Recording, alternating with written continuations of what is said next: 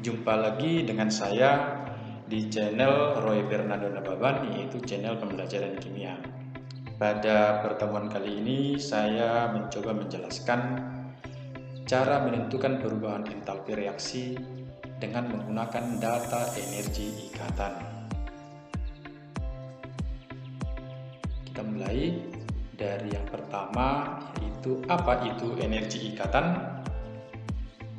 Energi ikatan adalah energi yang dibutuhkan untuk memutuskan ikatan dalam senyawa pada saat reaksi berlangsung dalam bentuk gas, di mana energi ikatan dibedakan atas 3. Yang pertama adalah energi disosiasi. Energi disosiasi adalah energi yang diperlukan untuk memutuskan salah satu ikatan 1 mol suatu molekul gas menjadi gugus-gugus molekul gas. Contoh,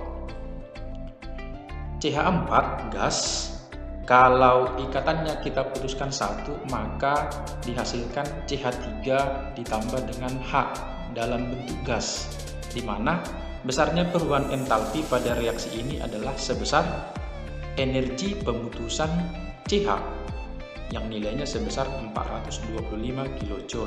Jadi hanya 1 yang diputuskannya, atau boleh juga kita lanjutkan, CH3 diputuskan berubah menjadi CH2 tambah H, di mana delta H juga sebesar energi ikatan CH yang nilainya 480 kJ.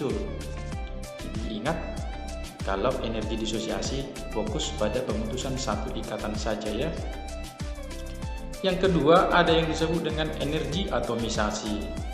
Kalau di energi disosiasi hanya 1 ikatan, di energi atomisasi semua ikatan yang diputuskan. Energi atomisasi adalah energi yang diperlukan untuk memutuskan semua ikatan 1 mol suatu molekul gas menjadi atom-atomnya.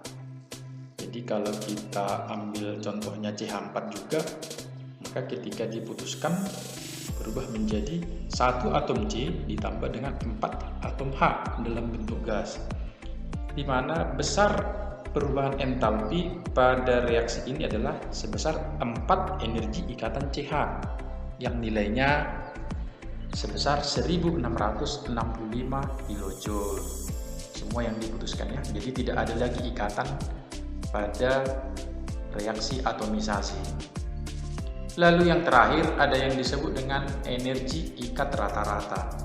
Artinya energi rata-rata yang diperlukan untuk memutuskan sebuah ikatan dari seluruh ikatan suatu molekul gas menjadi atom-atom gas molekul gas.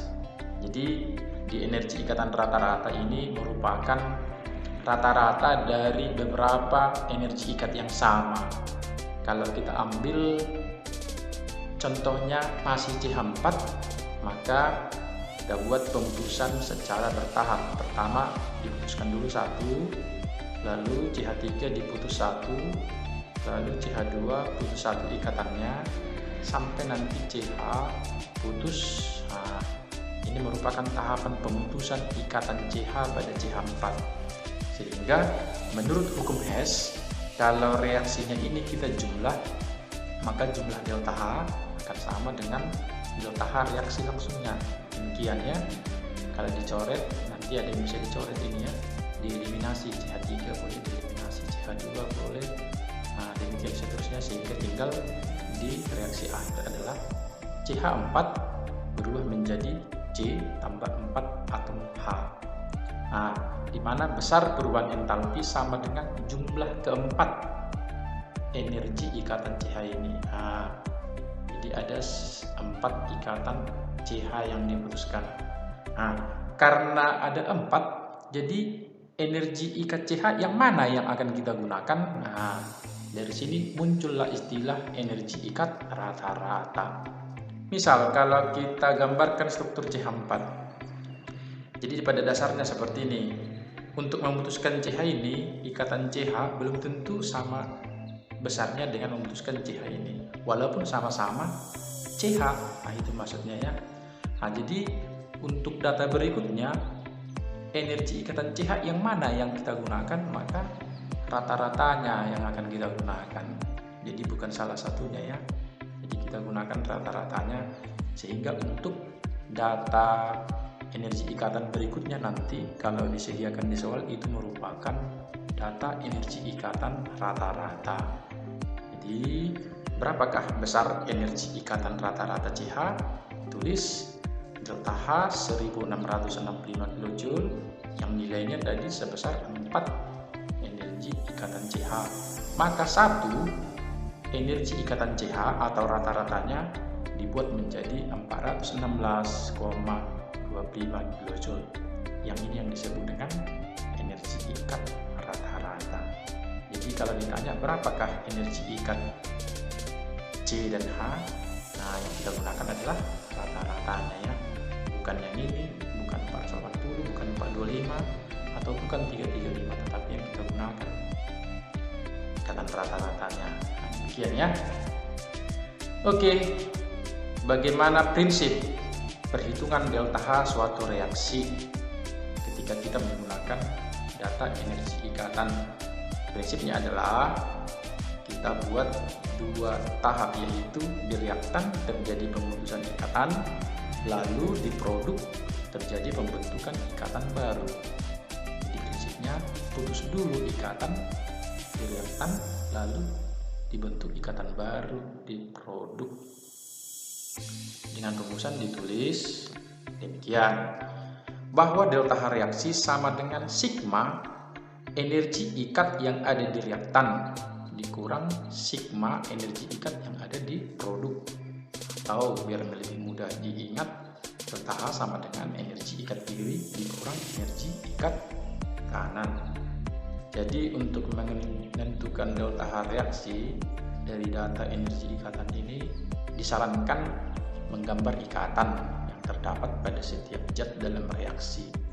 Nanti kalau sudah terbiasa, mungkin tanpa menggambar akan lebih mudah ya, jadi perlu kebiasaan saja. Kita masuk ke contoh pertama. Diketahui energi ikat rata-rata. Very good. Jadi energi ikat yang diketahui ini adalah energi ikat rata-rata. Lalu pertanyaannya, tentukan delta H reaksi dari CH4 ditambah dengan Cl2 berubah menjadi CH3Cl tambah HCl. Jadi untuk mengerjakan soal ini kita coba menggambar struktur ikatan pada reaksi. Nah, ini ingat struktur Lewis boleh, atau konsep tangan pada atom C berapa, pada atom H berapa, demikiannya. Misalnya yang digunakan adalah unsur-unsur golongan utama yang non logam. Jadi reaksinya boleh kita gambarkan demikian. Ini CH4, ini ClCl atau Cl2, ini CH3Cl tambah HCl. Maka kita coba ambil yang ada di kiri atau di reaktan, nah yang diputuskan. Berarti ada 4 ikatan CH. Ini ya, dari mana 4? Yaitu 1, 2, 3, 4. Di 4 ikatan CH sama dengan 4 kali. Dari mana ikatan CH-nya kita ambil? Ada dari data soal ini ya. Oke. Lalu apalagi yang ada di kiri? Ada ikatan Cl dengan Cl sebanyak 1 yang ada di kiri. Lalu yang ada di kanan, ikatan yang terbentuk di produk atau di kanan, nah, boleh kita cek. Ini ikatannya CH, ini ikatannya CH ada sebanyak berapa? Ada 3 pas. Baru C dengan Cl ada sebanyak 1. Baru ada H dengan Cl. Oke, maka langsung kita gunakan rumus delta H sama dengan sigma energi ikat kiri dikurang energi ikat kanan. Yang di kiri tadi adalah yang di reaktan, tinggal kita jumlah aja. 1652 ditambah 242 dikurang yang ada di kanan. Di 1239 tambah 328 tambah 431. Nanti hasil akhirnya menjadi negatif 104 kJ. Demikian ya. Kita masuk ke contoh yang kedua. Diketahui energi disosiasi ikatan. Nah, ini Cl dengan Cl. Jadi karena ini hanya satu ikatan, sama aja kita gunakan rata-rata ya, sekaligus juga itu rata-ratanya, di mana sebesar 243,4 kJ per mol, dan H dengan H pada molekul H2 adalah 435,9 kJ per mol, serta delta H0F HCl adalah negatif 92,3 kJ per mol. Berdasarkan data tersebut, hitunglah energi ikatan rata-rata HCl pada molekul HCl. Jadi kita berangkat dari data delta H0F atau pembentukan standar HCl. Reaksinya ditulis demikian: setengah H2 ditambah setengah Cl2 menghasilkan HCl, di mana delta H-nya sama dengan negatif 92,3 kJ. Lalu kita gambar strukturnya. Nah, kira-kira demikian strukturnya. H tangannya 1 ya, Cl juga tangannya 1. Nah, hasilnya jadi begini: setengah HH tambah setengah ClCl ditambah menghasilkan H dengan Cl. Yang ini namanya kiri atau reaktan, yang ini namanya produk atau kanan. Kita masukkan ke rumus delta H kiri kurang kanan. Delta H yang di kiri berarti setengah ClCl tambah setengah HH dikurang yang ada di kanan H dengan Cl. Masukkan nilai-nilainya. Negatif 92,3 sama dengan setengah kali, berikut ada datanya di soal, maka diperoleh energi ikatan HCl sebesar 431,95 kJ per mol. Jadi tinggal hitung ya. Jadi di sini dituntut juga kita menghitung dengan teliti, ya. Lalu memunculkan ikatan yang terjadi pada reaktan dan produk. Jangan sampai ada yang ketinggalan ikatannya. Kita masuk ke contoh yang ketiga biar semakin paham. Diketahui data energi ikatan. Nah, ada datanya OH, O rangkap 2O, HH. Nah, pertanyaannya, berapa kalor yang diperlukan untuk menguraikan 9 gram air? Ingat, yang diuraikan 9 gram air. Berarti kata kuncinya adalah penguraian air. Maka kita tulis reaksinya, penguraian air berarti H2O dipecah atau diuraikan menjadi H2 tambah setengah O2. Misalnya delta H. Ingat, delta H di sini adalah penguraian 1 mol H2O. Kenapa? Karena koefisiennya 1, sementara yang ditanya 9 gram.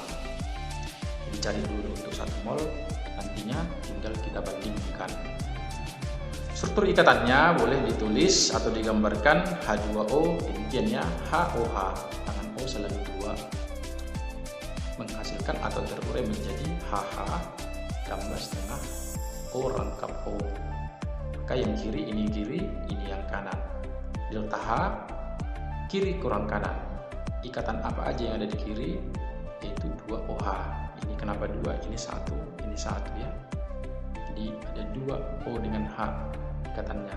Kemudian yang di kanan ada HH dan O rangkap 2O. Kita masukkan nilainya. Nanti diperoleh 242 kJ. Ingat, ini baru untuk 1 mol. Sedangkan di soal diminta untuk 9 gram, delta H-nya berapa?